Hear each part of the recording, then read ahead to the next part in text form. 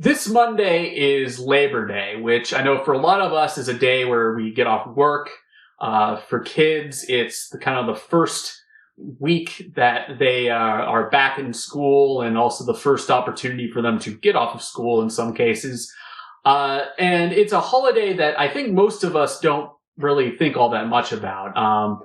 And with good reason. It's usually just a day off from work. I did a little bit of research, which I'm not going to go too much into, but it was basically set up to celebrate the American labor unions and the American labor movement that led to a lot of the rights that we have as workers today. And that's a great thing. And I think a lot of churches are going to talk a little bit about this idea of, keeping in mind what you are laboring for.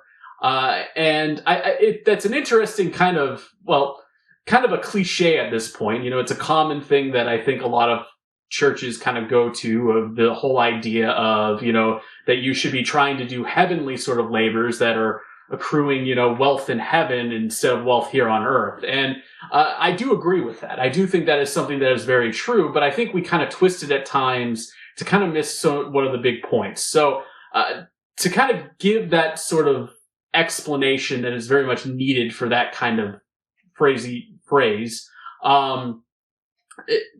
There's nothing scripturally that says that you shouldn't go and do things to fulfill your needs. In fact, there's plenty of verses in Proverbs that talks about how when an individual is not working, that's not a good thing.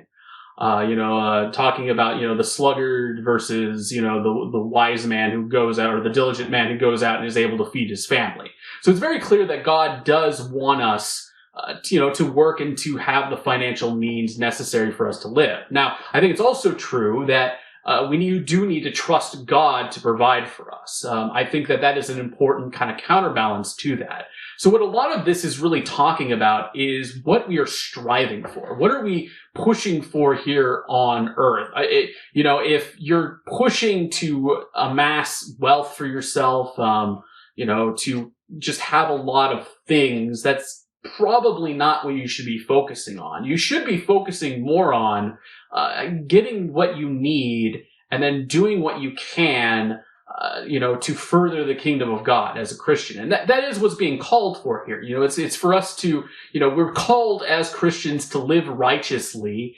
and to do good works, to live in a way that shows that we have been changed and transformed by Jesus and what he did on the cross.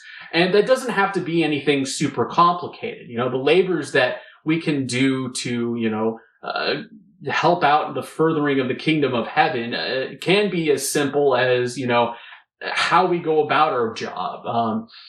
It can be as simple as, helping people, out, not necessarily, passing by somebody on the side of the street who's asking for money, because we're worried that they might use that for something that we don't necessarily approve of.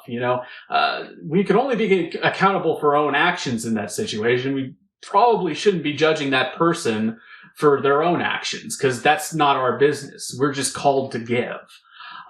Things like that, things that are labors that, help further the kingdom, that help, take care of the poor, take care of those who are in need, comfort those who need comforting. And if we do that, we're going to, see the fruits of that come out and really bless our lives, even if it's not on this planet, in the next world after it.